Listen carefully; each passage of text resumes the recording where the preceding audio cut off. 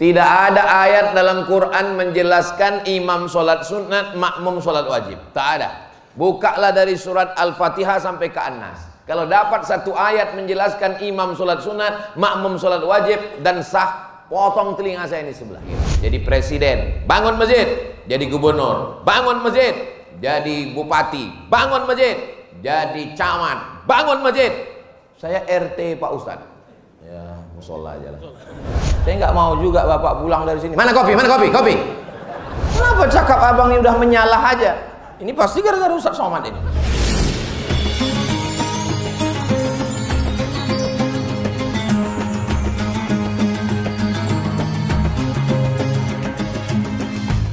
Alhamdulillah. Allahumma salli ala Sayyidina Muhammad wa ala ali Sayyidina Muhammad. Salat subuh kita ini diimami tadi oleh guru kita Al-Mukarram Ustadz Haji Haruna Hashim.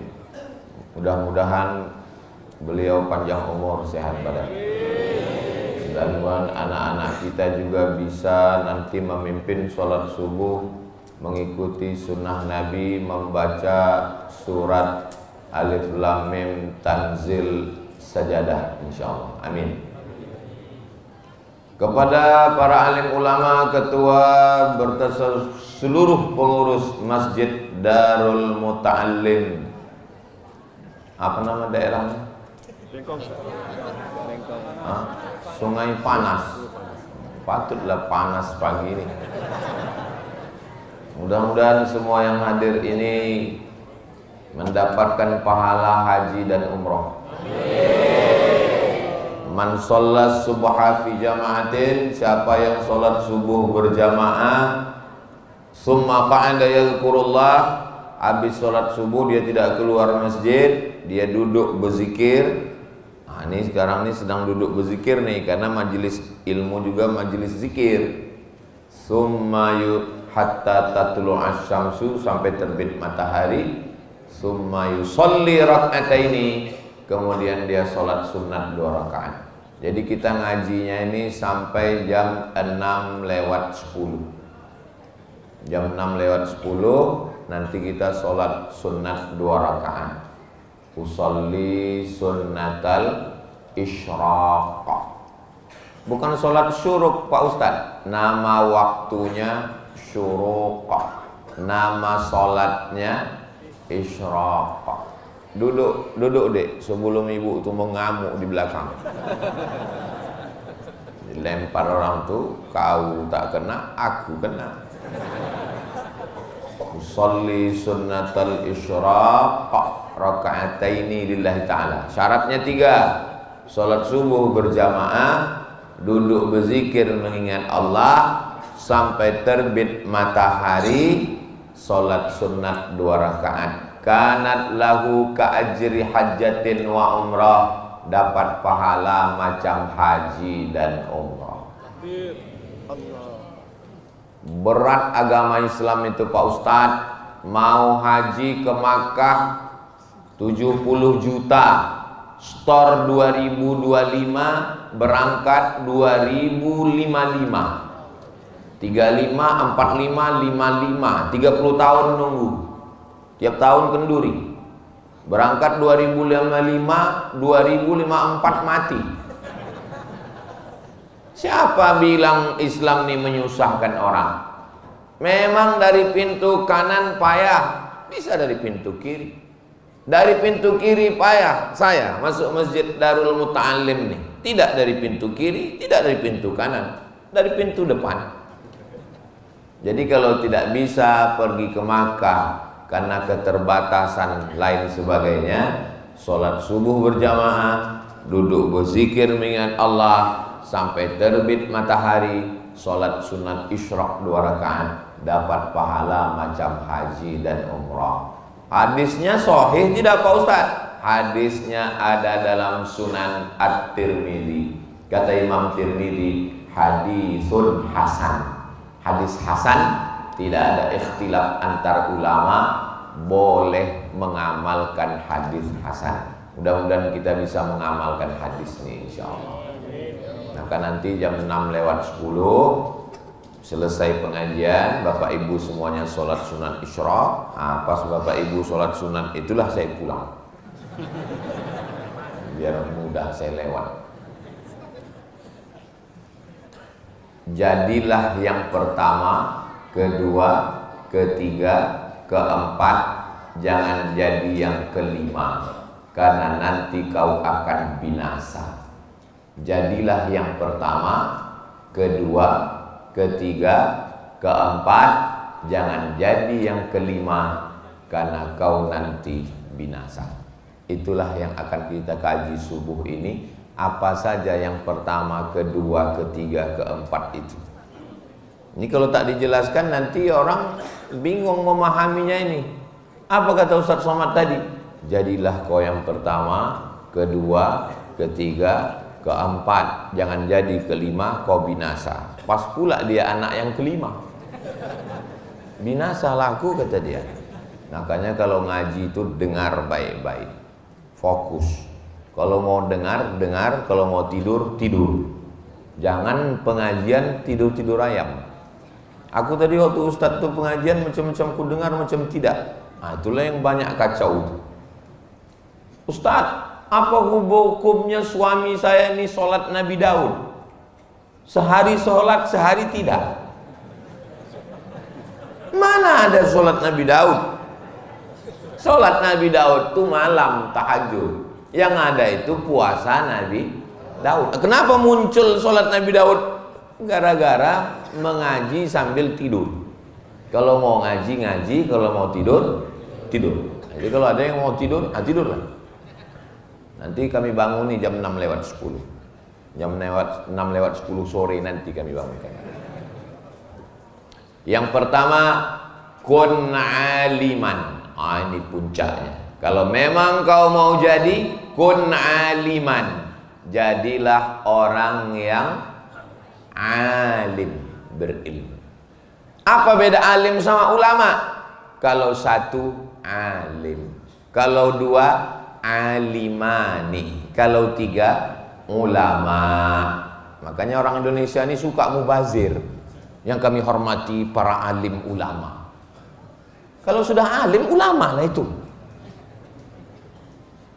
Kalau satu masjid, kalau dua masjidani, kalau tiga masajid. Makanya kalau ada orang menghafal bahasa Arab 3, itu dia hafal 6. Karena bahasa Arab itu lain bentuk tunggal, lain bentuk jamak. Kalau buku satu, kitab. Kalau banyak, kutub. Kalau pintu satu, bab. Kalau banyak, abwab. Beda sama bahasa Indonesia. Kalau satu, buku. Kalau banyak, buku-buku. Kalau ustadz, satu, ustadz. Kalau banyak, asatiz. Nah, jadi menghafal kosakata. Kata Nabi yang pertama, kun aliman. Jadilah orang yang alim. Mudah-mudahan anak-anak kita menjadi alim. Alim dia. Datanglah mahasiswa menjumpai saya. Assalamualaikum Ustaz Somad. Waalaikumsalam. Saya ini sedang menulis tesis S2. Di mana? Di UIN. Ya, boleh saya konsultasi? Boleh, saya bilang. Konsultasinya di mana? Kata dia. Saya tanya, kamu laki-laki apa perempuan? Perempuan pula. Ini kalau saya bawa konsultasi ke kafe, ini bisa jadi walid saya nanti.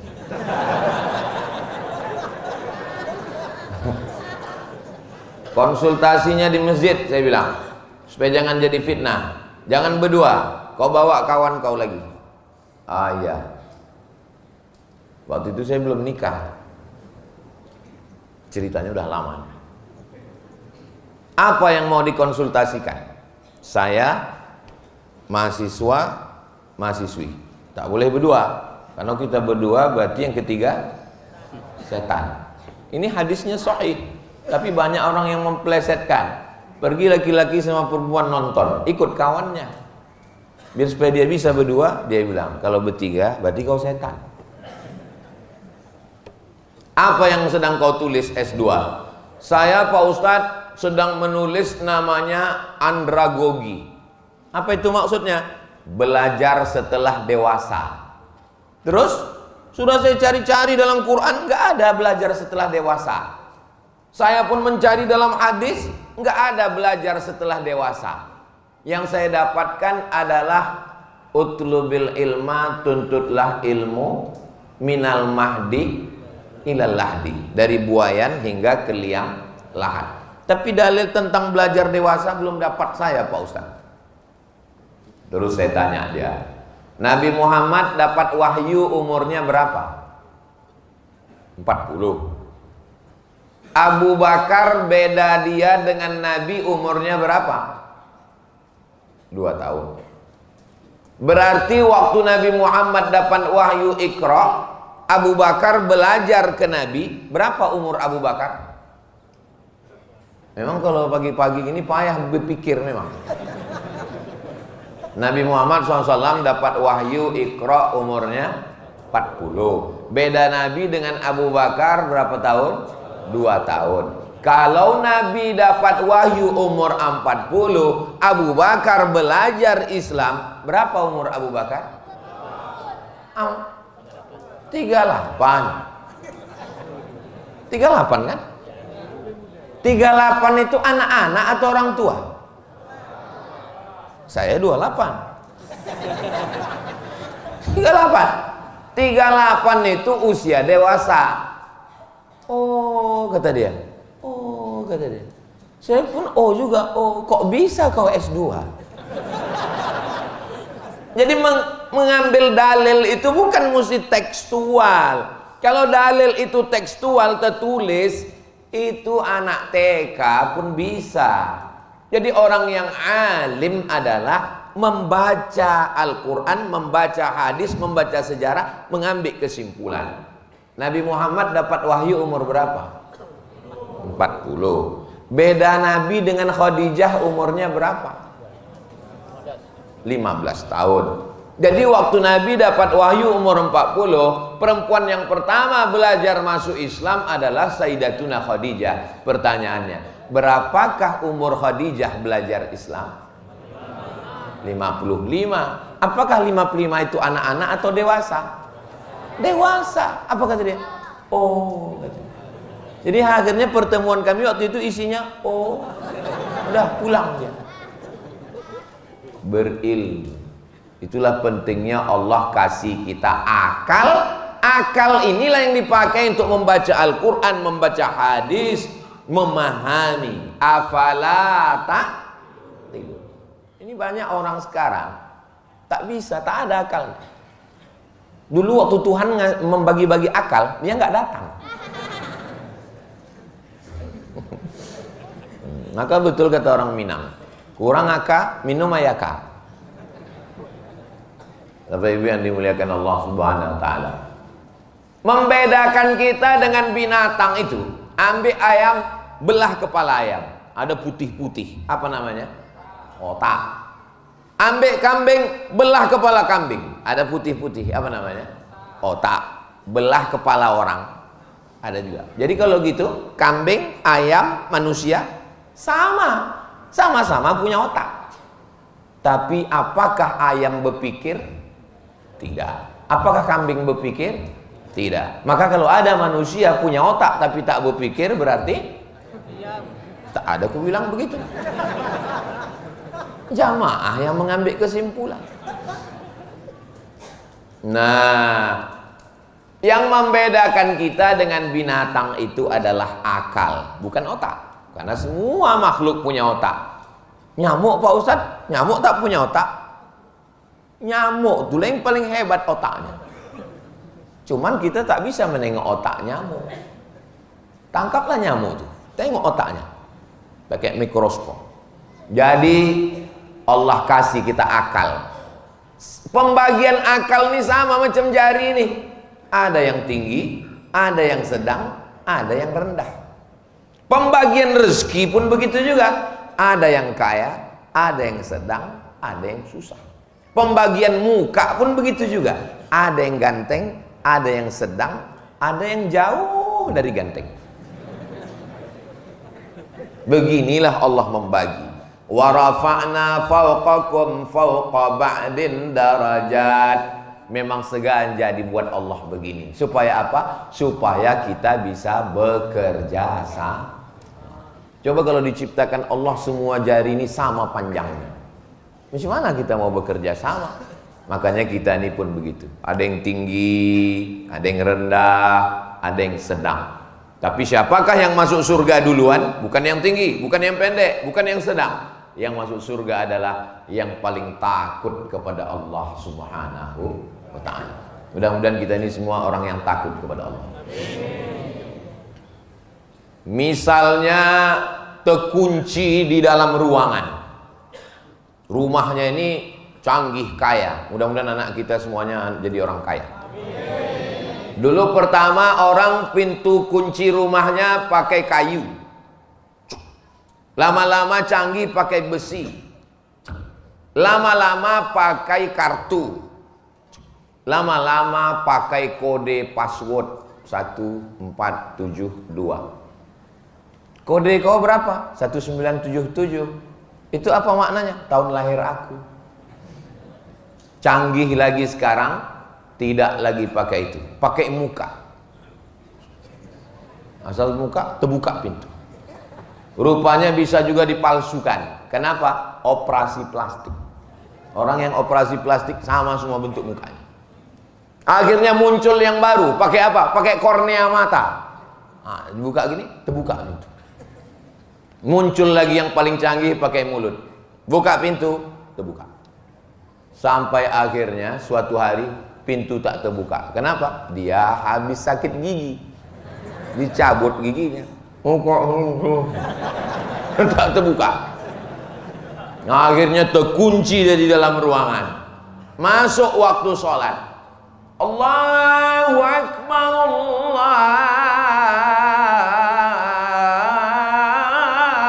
Akbar. Ini juara azan dulu waktu SD. Masuk waktu sholat jam 12.30. Pintu tak juga terbuka. 1.30 tak terbuka, 2.30 tak terbuka, 3.30 tak terbuka. Masuk waktu asar. Pertanyaannya, bagaimana sholat zuhurnya? Menurut mazhab Hanafi, dia tidak wajib sholat zuhur. Kenapa tak wajib? Karena di dalam ruangan itu tak ada air dan tak ada debu. Mau berwuduk tak bisa, mau tayamum pun tak bisa. Cari-cari debu tak ada. Sini tak ada debu, sini tak ada debu. Untung muka kawan tuh berdebu. Menurut mazhab Hanafi dia tak wajib sholat. Kenapa tak wajib sholat? Karena dua alat bersuci tak ada. Air tak ada, debu tak ada. Menurut mazhab Hambali, dia tetap wajib sholat tanpa wudhu dan tanpa tayamum. Usolli fardhu zuhri arba'a raka'atin adaan lillahi ta'ala. Tak perlu disebutkan tanpa wudhu dan tayamum, tak perlu. Karena tak ada alat bersuci, kata mazhab Hambali. Kata mazhab Syafi'i, dia tetap sholat tanpa wudhu, tanpa tayamum. Tapi nanti kalau dia udah keluar dari kamar itu, tiba-tiba dibukakan pintu orang. Alhamdulillah keluar dia dari kamar itu. Berapa hari? Setelah 3 minggu. Keluar dari situ, dia ulang balik sholatnya. Sholat yang diulang itu namanya sholat i'adah. Sholat apa namanya? I'adah. Sekarang kita ulang balik. Menurut mazhab Hanafi tak wajib sholat. Kenapa tak wajib? Karena tak ada alat bersuci, tak ada air, tak ada wudhu. Menurut mazhab Hambali wajib sholat tanpa air dan tanpa tayamum. Menurut mazhab Syafi'i sholat tanpa wudhu, tanpa tayamum, tapi nanti setelah dapat air diulang balik. Pertanyaannya, Bapak yang ada di Sungai Panas ini ikut mazhab apa? Serius? Nanti tahu-tahu Hanafi. Kira-kira kalau kita ikut mazhab Hanafi boleh apa tak boleh? Boleh. Imam Hanafi ahlus sunnah wal jamaah. Kalau kita ikut mazhab Hambali boleh apa tak boleh? Boleh. Ahlus sunnah wal jamaah. Tapi coba kalau kita berpikir, pas di akhirat ditanya Allah, kau kemarin waktu terkunci itu sholat apa tidak sholat? Aku tak sholat. Kenapa kau tak sholat? Karena tak ada alat berwudu. Kata Allah, kau masih punya hutang, maka kau terhutang. Berarti kita mati dalam keadaan bawa hutang sholat. Kita pakai mazhab Hambali. Kau kemarin waktu terkunci itu sholat. Aku sholat ya Allah. Tapi sholat kau tak sah. Kenapa tak sah? Karena tidak berwudu dan tidak tayammum. Maka kau pun juga punya hutang. Lalu yang bermazhab Syafi'i ditanya, kau waktu terkunci kemarin sholat? Aku sholat. Tapi sholat kau tak sah. Tapi udah kuulang balik setelah dapat air. Nampak? Apanya yang nampak? Kehalusan mazhab Syafi'i. Tak boleh kita membanding-bandingkan ulama Pak Ustadz. Saya tidak membanding-bandingkan ulama. Saya cuma mau mengajak mengaji. Ini subuh ini kita ngaji. Kira-kira yang saya sampaikan ini paham apa tak paham? Paham. Iya Pak Ustadz, tapi judul yang Ustadz sampaikan ini nggak sesuai dengan tema. Tema kita kan silaturahim. Silaturahim. Udah bolak-balik itu aja isi silaturahim. Saya mau kita ngaji, paham kita substansinya. Itulah kenapa kita pakai mazhab Syafi'i, karena kehalusan pemikiran Imam Syafi'i. Ada ulama yang ahlur ra'i, ahli akal, orang rasionalis, namanya Imam Abu Hanifah, dikenal dengan Imam Hanafi, tempatnya di Kufah, Irak. Ada orang yang ahli hadis, baca hadis. Dia adalah Imam Malik bin Anas, tempatnya di Al-Madinah Al-Munawwarah. Datang Imam Syafi'i. Imam Syafi'i mengkombinasikan antara Abu Hanifah dengan ahli hadis. Jadi di kepala Imam Syafi'i itu ada Imam Hanafi, ada Imam Malik. Imam Hambali murid dia. Imam Hanafi jauh di atas dia, tak jumpa. Imam Hanafi meninggal tahun 150 di Kufah. Imam Syafi'i lahir tahun 150 di Gaza, Palestina. Mudah-mudahan Allah menolong saudara kita di Gaza. Jadi waktu Imam Hanafi lahir, Imam Hanafi meninggal, di tahun itulah Imam Syafi'i lahir. Makanya coba tengok tahun meninggal ulama, tengok lahir anak bapak. Waktu meninggal Buya Hamka tanggal 17 Februari tahun 1900 berapa itu ya? 79 apa 80? Coba tengok siapa yang lahir di Sungai Panas waktu itu. Bisa jadi dia yang menyambut tongkat estafet itu. Anak saya lahir Pak Ustadz pas koruptor meninggal.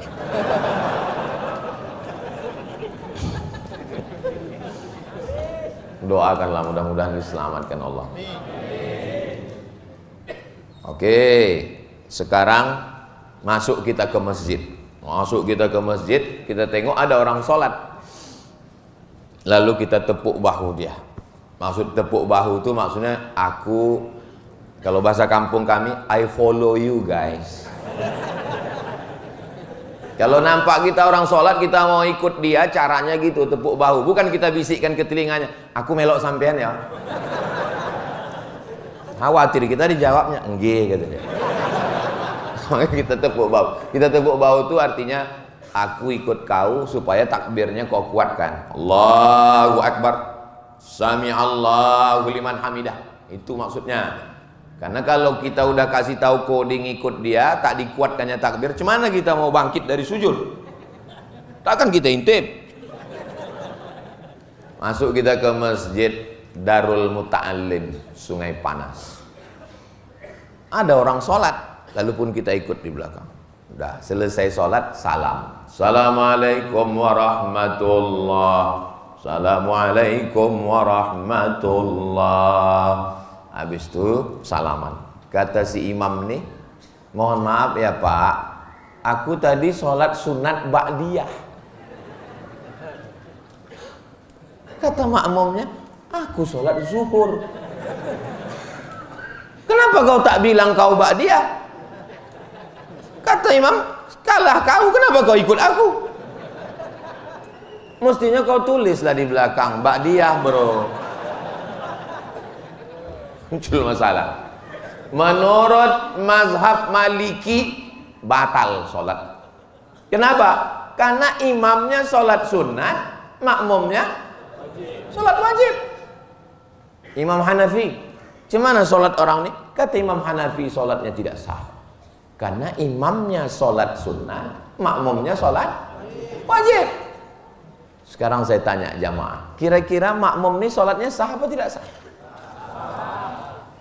Berarti ini imam mazhab. Kalah Imam Hanafi. Imam Malik pun kalah. Imam Al-Batami namanya. Tidak ada ayat dalam Quran menjelaskan imam sholat sunat, makmum sholat wajib. Tak ada. Bukalah dari surat Al-Fatihah sampai ke An-Nas. Kalau dapat satu ayat menjelaskan imam sholat sunat, makmum sholat wajib dan sah, potong telinga saya ini sebelah. Ustadz apa itu? Ustadz Somad yang telinganya telinganya hilang sebelah di masjid kami gara-gara taruhan kemarin. Bukalah kitab Sahih Bukhari, Sahih Muslim, Sunan Abi Dawud, Sunan Tirmidzi, Sunan Nasai, Sunan Ibni Majah, Muwatta Malik, Sunan Darimi, Musnad Ahmad bin Ambal. Tidak ada hadis yang menjelaskan kalau imam sholat sunat, makmum sholat wajib, sholatnya sah. Tak ada. Itulah kenapa mazhab Maliki, mazhab Hanafi, sholat makmum batal. Karena imamnya sholat sunat, sedangkan makmumnya sholat wajib. Tapi kata Imam Syafi'i, sah. Kok bisa? Ini jawabannya. Jangan kemana-mana, kita lanjutkan setelah yang satu. Masih serius?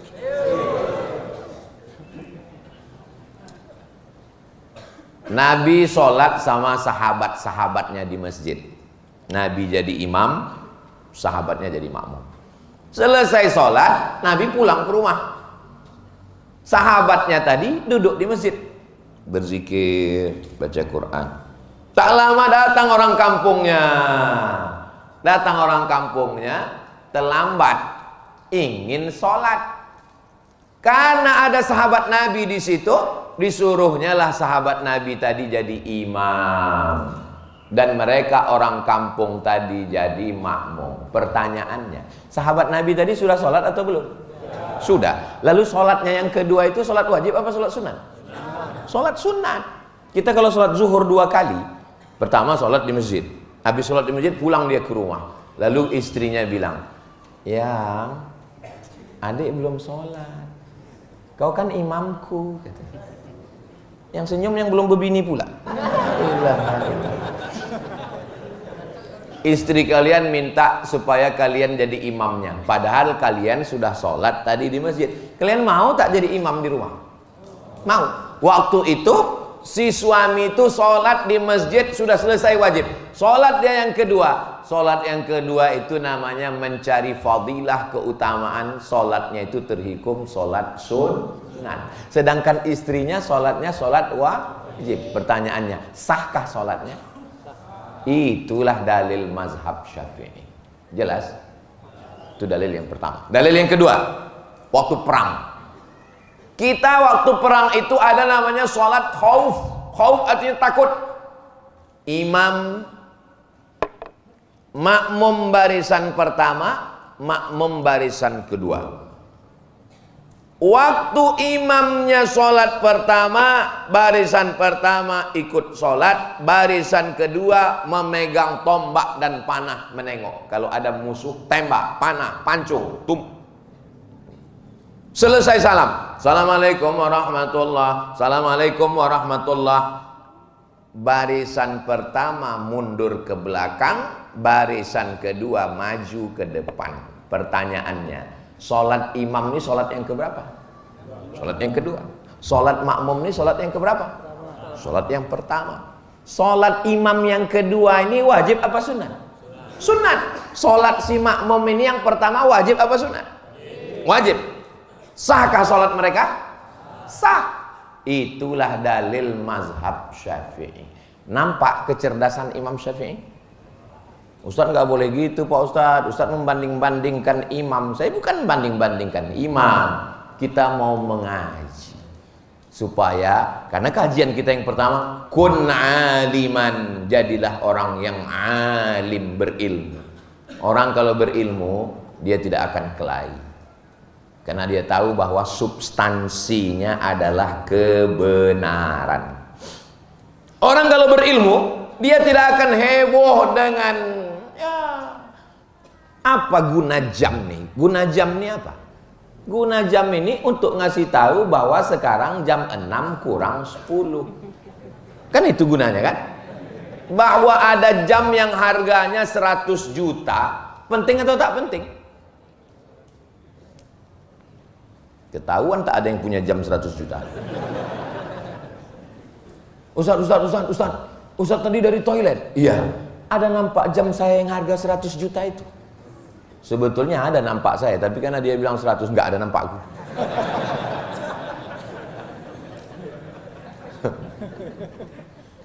Mau pergi undangan pakai tas merek Paris Prancis. Oh, harga berapa? 500 juta. Kemana kondangan 500 juta? Oh, tak ditanya orang pun, ini 500 harganya. Ini 500. Tiba-tiba Donald Trump menaikkan harga. Ngomong, ada harga barang.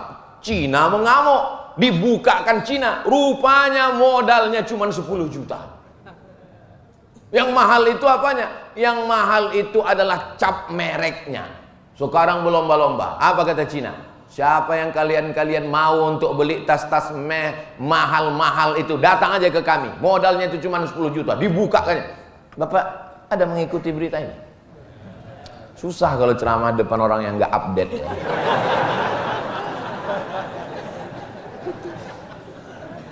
Artis-artis, pejabat-pejabat, orang-orang kaya sekarang lesu semua. Aduh, rupanya tasku itu cuma 10 juta modalnya. Habislah. Itulah makanya berilmu. Orang kalau berilmu dia tak tertipu dengan itu. Apalah guna tas sampai semahal itu? Coba kalau dibangunkan masjid, berapa kau beli itu tas? 500 juta. Padahal modalnya cuma 10 juta. Padahal kalau kau mau, kau wakafkan ke masjid 490 juta. Cukup. Nih, masjid ini. Nggak tahu ya berapa modalnya. Tapi cantik lah masjid ini. Masjid Muslim Pancasila. Itu tanda tangan Presiden Soeharto. Presiden Soekarno meninggal. Apa yang tinggal? Masjid terbesar di Asia Tenggara, Masjid Istiqlal, meninggal. Naik Presiden Soeharto, 32 tahun berkuasa, meninggal. Tapi setiap kabupaten kota ada tinggal Masjid Muslim Pancasila, yang kubahnya khas, tidak pakai kubah bulat, kubah Masjid Demak Wali Songo. Harimau mati meninggalkan belang, gajah mati meninggalkan gading, presiden mati meninggalkan ijazah. Ijazah pembangunan masjid-masjid yang cantik-cantik dan indah. Itu artinya itu bahwa masjid ini masjid. Dibuatkan satu masjid di Taman Mini Indonesia Indah. Namanya Masjid At-Tin. Disangka orang itu diambil dari Al-Quran. Wattini wazzaitun. Oh, ini dari Wattin, rupanya Ibu Tin. Saya Pak Ustadz mau bangun masjid juga. Apa nama masjidnya? Masjid As-Somad. Mantap. Untuk saya? Enggak, nama atuk saya Pak Ustadz. What is in a name? Apalah arti sebuah nama? Saudara yang dimuliakan Allah Subhanahu wa taala. Jadi alim artinya berpikir, ngerti apa sebetulnya yang terkandung di balik hukum. Makanya ulama-ulama kita itu dulu waktu di pondok menenteng tafsir Jalalain, dua Jalal. Jalaluddin Al-Mahalli meninggal tahun 864. Jalaluddin As-Suyuti meninggal tahun 911 Hijriah. Bangganya sampai di Kairo, Mesir, bertamu saya ke rumah kawan saya. Di atas tempat tidurnya itu 1 meter panjangnya tafsir. Namanya Tafsir Al-Kabir, ditulis oleh Imam Fakhruddin Ar-Razi, meninggal tahun 606. Saya tanya, bang, ini apa ini? Ini tafsir semeter. Dulu waktu di pondok, satu bangganya bukan main. Di pondok dulu tetap kamus yang paling tebal, namanya Al-Munjid fil Lughati wal A'lam. Orang bawa kamus tuh ke masjid untuk tidur. Tidur di atas kamus. Saudara yang dimuliakan Allah SWT, orang berilmu ini 3. Ketika awal-awal berilmu merasa tahu segalanya. Awal-awal ilmu tahu segalanya. Begitu sudah mulai fase setengah, ternyata lebih banyak yang tak tahu daripada yang tahu. Sudah sampai kepada fase ujung, rupanya yang kita tahu hanya 0,1%, yang tak tahu seluas langit dan bumi. Jadi kalau nampak nanti ada orang yang diam aja, itu orang berilmu. Bisa 2 kemungkinan, berilmu atau mengantuk. Kenapa Ustaz Somad itu bercakap aja? Ya, dia masih level 1 itu. Masih merasa berilmu. Kalau kalau kita ini sudah berilmu betul, itu udah kita tak mau lagi bercakap. Macam saya inilah. Rupanya mengantuk. Kun aliman, jadilah orang yang berilmu. Iya Pak Ustaz, enak ngomong begitu, dapat beasiswa dari Pemda, diutus oleh raja. Seorang anak kecil namanya Muhammad. Siapa namanya? Muhammad. Lalu kemudian dia pergi dari kampungnya. Nama kampungnya Bukhara. Apa nama kampungnya? Bukhara. Karena dia dari Bukhara disebut dengan Bukhari. Orang Bukhara, Bukhari. Orang Makkah, Al-Makki. Orang Madinah, Al-Madani. Orang Mesir, Al-Misri. Orang Irak, Al-Iraqi. Orang Batam, Al-Batami. Kau nama kau siapa? Al-Batami. Kau dari Batam? Dari Bengkong Pak Ustaz. Tulislah Al-Bengkongi. Namanya Muhammad, nama ayahnya Ismail, nama atuknya Ibrahim, nama unyangnya Al-Mughirah, nama atuknya yang kelima Bardisbah. Muhammad bin Ismail bin Ibrahim bin Al-Mughirah bin Bardisbah. Dari kampungnya Bukhara masuk ke Iran, masuk ke Irak, masuk ke Makkah, masuk ke Madinah, naik ke negeri Syam, masuk ke Mesir, pulang. 16 tahun berkeliling, belum ada kereta cepat dari Cina, belum ada pesawat terbang. Naik onta, naik kuda, naik keledai, berkeliling 16 tahun. Terkumpullah hadis 7.275 hadis. Itulah yang disebut dengan hadis Sahih Al-Bukhari. Iyalah Pak Ustadz, dia kan orang Arab. Dia bukan orang Arab, dia orang Persia. Sekarang makamnya di Hartang, kampung kecil dekat Samarkand.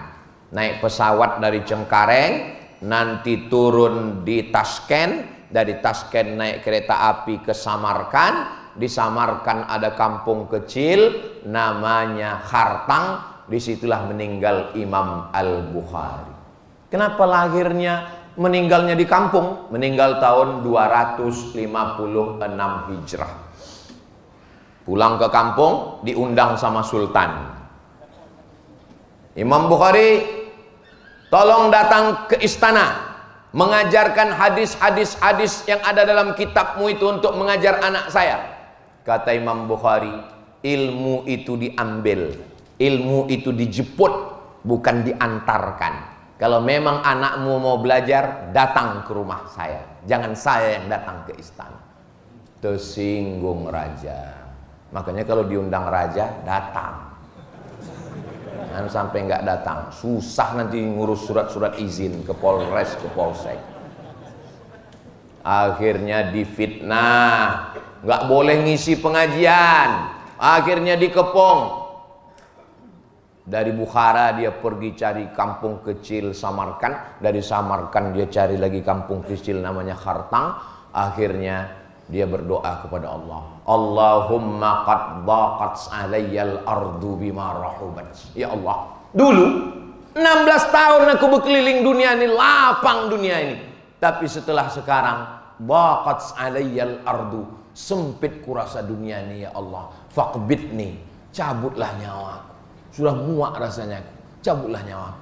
Meninggal Imam Al-Bukhari tahun 256, dikuburkan. Setelah meninggal barulah orang tahu, keluar harum semerbak dari makamnya itu, dan semua orang mengambil tanah kuburnya itu untuk berkah. Sampai khawatir kubur itu berlubang karena tanahnya diambil. Akhirnya dipagar sekelilingnya. Sampai hari ini tak pernah kosong orang berziarah ke makam Imam Al-Bukhari. Panjang umur, sehat badan, nanti mudah-mudahan kita ada program umroh dan ziarah ke makam Imam Bukhari insyaallah. Ongkos tanggung masing-masing. Dia tidak pegawai kerajaan, dia tidak PNS, tapi namanya disebut orang. Cobalah di antara kita ini pasti punya ada orang sekampung keluarga yang namanya Bukhari. Coba kita hitung-hitung. Saya renung dulu, siapa yang namanya Bukhari? Guru balaghah saya dulu, Muallim Bukhari. Kawan saya, Ustadz Bukhari. Pegawai Bank Riau Kepri, Pak Haji Bukhari. Jamaah banyak kali Bukhari. Bukhari. Padahal Bukhari bukan nama orang. Bukhari artinya orang Bukhara. Nama kau siapa? Bukhari. Kau dari Bukhara? Enggak Pak Ustadz, saya dari Tapanuli Selatan. Kenapa nama kau Bukhari? Ayahku mengasih nama aku Bukhari karena kemuliaan Imam Al-Bukhari. Banyak orang yang waktu hidupnya terhina, tapi karena dia alim berilmu, dimuliakan Allah setelah meninggal dunia. Tapi berapa banyak orang yang waktu hidupnya mulia? Fir'aun. Belum pernah saya ketemu orang, kenalkan Pak Ustadz, nama saya Fir'aun. 4 tahun saya di Mesir, belum pernah lagi ketemu orang mengaku keturunan Fir'aun. Nggak tahu lah Ustadz Haruna Hasim tak jumpa sama keturunan Fir'aun. Kalau digali tanah di Batam ini, digali pakai cangkol, tiba-tiba cangkol itu berbunyi. Pas ditarik, rupanya ada periuk isinya emas semua. Orang akan mengatakan ini harta karun. Padahal karun di Mesir. Kenapa pula bisa rice cookernya ke sini? Saking kan kayanya karun. Ada orang di Batam ini yang mau mengaku keturunan karun? Enggak ada. Begitulah Allah kalau mau memuliakan orang. Sudah meninggal baru tahu, baru nampak. Makanya jangan tengok waktu hidupnya. Hidup ini apa Pak Ustadz? Hidup ini menunggu mati. Inilah hidup. Hidup ini hanya menunggu mati. Yang namanya menunggu itu kan membosankan kan? Dikirimnya istri, dikirimnya anak. Bapak pulang nanti kasih tahu sama istrinya, oh my wife, hidup ini hanyalah menunggu mati. Dan menunggu itu sesuatu yang membosankan. Lalu Allah mengirim engkau wahai bidadari surga.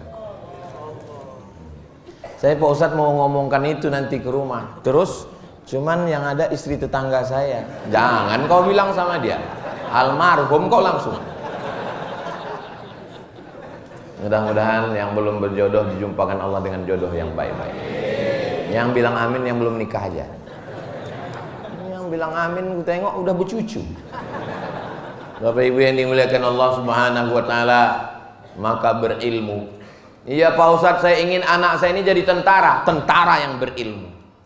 Siapa tentara yang berilmu? dia tahu bahwa bintang 4-nya itu tidak bisa menolong dia di hadapan malaikat maut. Datang malaikat maut mencabut nyawa. Aku mau mencabut nyawamu, kata malaikat maut. Tunjukkan. Aku bintang 4, bintang 7 pun aku tak takut, kata malaikat. Dia sadar bahwa bintang 4-nya itu tidak bisa menolong dia di hadapan malaikat mungkar nakir. Marrabbuka.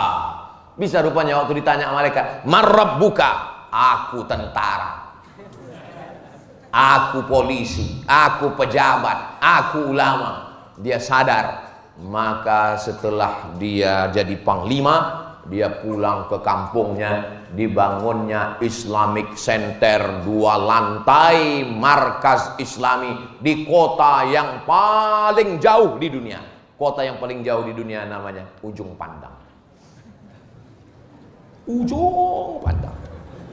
Sekarang nama kota itu sudah berubah menjadi Makassar. Ada orang Makassar sini? Agak Kareba? Nggak ada. Kalau ada pasti bilangnya baji-baji. Saudara yang dimuliakan Allah Subhanahu wa taala. Jadi kalau kita berilmu, alim, mengerti, orang berilmu bukan orang yang IP-nya 4. Orang berilmu bukan yang IQ-nya 200. Orang berilmu adalah orang yang mengerti tentang hakikat hidup, bahwa hidup ini kawannya adalah mati. Muda itu kawannya adalah tua. Kaya itu kawannya adalah miskin. Ganteng itu kawannya adalah top. Tua, ompong, peon.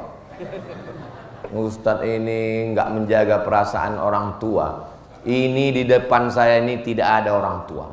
Ini semuanya ini anak-anak muda yang terjebak di tubuh yang tua. Siapa yang sholat subuh berjamaah, siapa yang datang pengajian, maka dia adalah anak muda. Takbir. Saya sudah ceramah jam 6:05. Tadi janji jam 6:10. Dari bunyi takbirnya itu kayaknya tahan 1 jam lagi. Sanggup 1 jam lagi? Aku tak sanggup.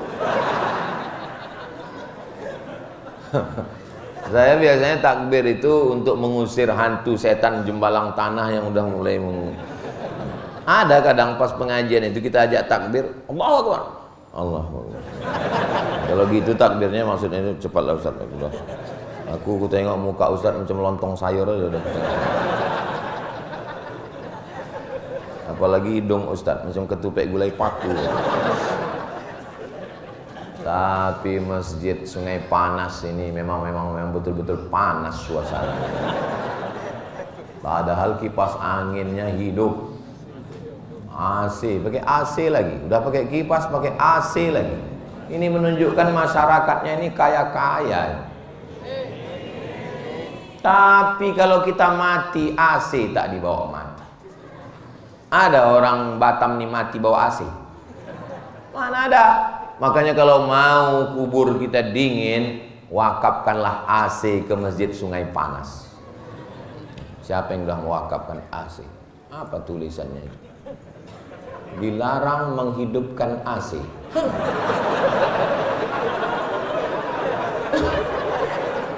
Itu tulisan. Dilarang menghidupkan.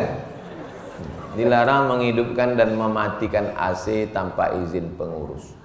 Kalau membawa anak ke masjid, jangan kasih dia main remote. Hidup mati, rusak balik. Udahlah tak mengasihi AC, merusakkan AC pula.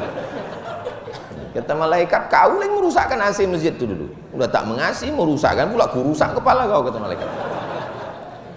Mudah-mudahan kita ini semua jadi orang kaya-kaya semua. Mau jadi polisi, mau jadi tentara, mau jadi hakim, mau jadi pengacara, berilmu bahwa hakikat hidup yang singkat, maka pergunakan seefisien mungkin. Jadi presiden, bangun masjid. Jadi gubernur, bangun masjid. Jadi bupati, bangun masjid. Jadi camat, bangun masjid. Saya RT Pak Ustadz. Ya, musola aja lah. Saya memang RT Pak Ustadz, tapi di tempat saya itu banyak orang jual tanah.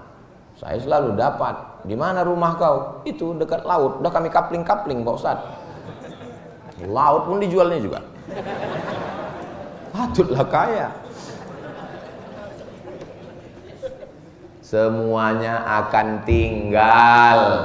Surat tanah berganti nama orang lain, akte notaris, BPN, Badan Pertanahan Nasional. Surat mobil, STNK, BPKB berganti dengan nama orang lain. Yang paling menyakitkan, surat nikah. Surat nikah pun berganti dengan nama brownies, brondong manis. Rumah kau yang bangun, kau yang nyari tanahnya, kau yang menggambarnya, kau yang mencari arsiteknya, kau yang mengawasinya. Begitu selesai, dinaiki orang lain. Bukan cuma rumah itu dinaiki orang lain, bini kau pun dinaiki orang lain.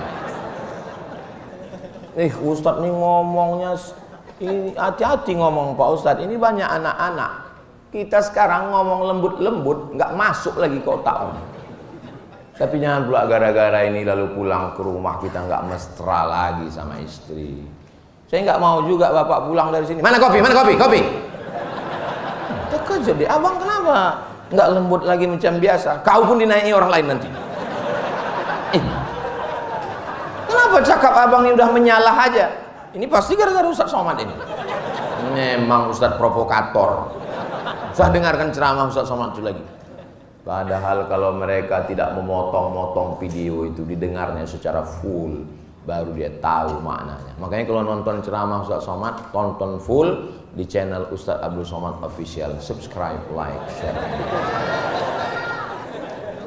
Jadilah yang pertama, jadilah yang kedua, jadilah yang ketiga, jadilah yang keempat, jangan jadi yang kelima. Apa itu yang pertama? Alim. Kun aliman.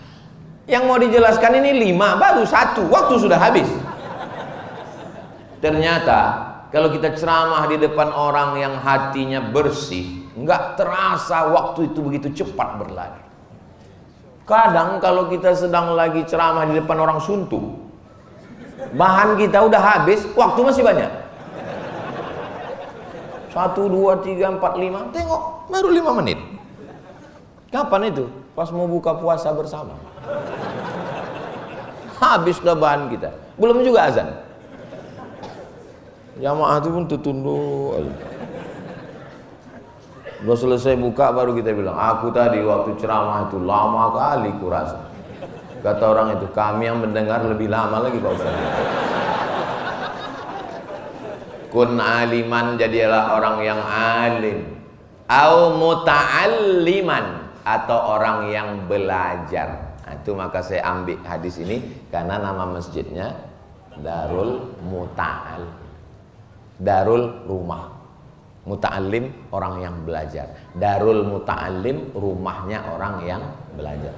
Jadi masjid ini baru level 2. Kun aliman au muta'alliman. Yang ketiga au mustami'an, suka mendengar. Kau aku tengok rajin pengajian-pengajian, ya aku suka mendengar aja. Tapi kau tak sembahyang, ya aku baru level mendengar aja. Kita yang penting dengar aja dulu, level 3. Atau yang keempat, au muhibban. Itulah kata istilah muhibbin. Muhibbin artinya pencinta, cinta kepada ulama. Kalau datang Ustadz Haruna Hasib, oh disalami, tapi tak sembahyang. Oh, datang ulama Habib, oh dia peluk cium nangis, doakan saya Pak Ustaz, tembuskan kepala saya Pak Ustaz. Bangun jam 8 pagi. Kalau sayang sama ulama itu diamalkan ilmunya, ramaikan masjid. Wala takunil khamisata, jangan jadi yang kelima. Fatahliku, kau akan binasa. Siapa itu? Mubghidan, orang yang benci kepada ilmu, benci kepada majelis ilmu, benci kepada ulama. Assalatu wassalamu alaika ya man. Datang ke masjid bawa parang panjang. Berhenti kau, kalau aku pancung kepala. Ada kejadian macam itu. Ada videonya viral. Kalau belum dapat nanti ku kirim ke grup. Ini hadis ada dalam kitab Imam Al-Baihaqi. Tapi Pak Ustadz ada juga ucapan sahabat Nabi. Ada yang ucapan sahabat Nabi namanya Abu Darda. Yang ini ucapan Nabi. Tapi Pak Ustadz kami cek-cek ini hadis ini dhaif. Hadis dhaif boleh dipakai kalau cukup 5 syarat. Pertama, tidak ada periwayatnya yang kadzab, pendusta. Pertama, sanadnya tidak ada periwayatnya yang pendusta. Bukan masalah hukum halal haram, bukan masalah akidah. Tidak ada hanya untuk masalah fadail amal, motivasi beramal. Maka hadis yang saya sampaikan ini cukup 5 syarat, maka boleh diamal. Bukan masalah halal haram, bukan masalah akidah, masih bernaung di bawah hadis sahih, tidak ada periwayat yang kadzab, pendusta, dan dia untuk fadail amal. Allahumma laka sumtu, hadis dhaif. Dhahabaz zama'u, hadis dhaif. Allahumma barik lana fima razaqtana, hadis dhaif. Utlubul ilma walau bisin, hadis dhaif. Boleh diamalkan. Tuntutlah ilmu walau ke negeri Cina dulu. Sekarang tak usah lagi, Cina itu sudah datang kemana. Itulah yang dapat saya sampaikan. Akhirnya lewat waktu 5 menit, jam 6.15 kita sholat sunat isyraq 2 rakaat. Usolli sunnatal isyraq raka'ataini lillahi ta'ala. Terima kasih segala perhatian. Mohon maaf segala kesilapan. Kita tutup dengan pantun penutup. Menangkap puyuh di Bukit Selasi. Thank you dan terima kasih. Assalamualaikum warahmatullahi wabarakatuh.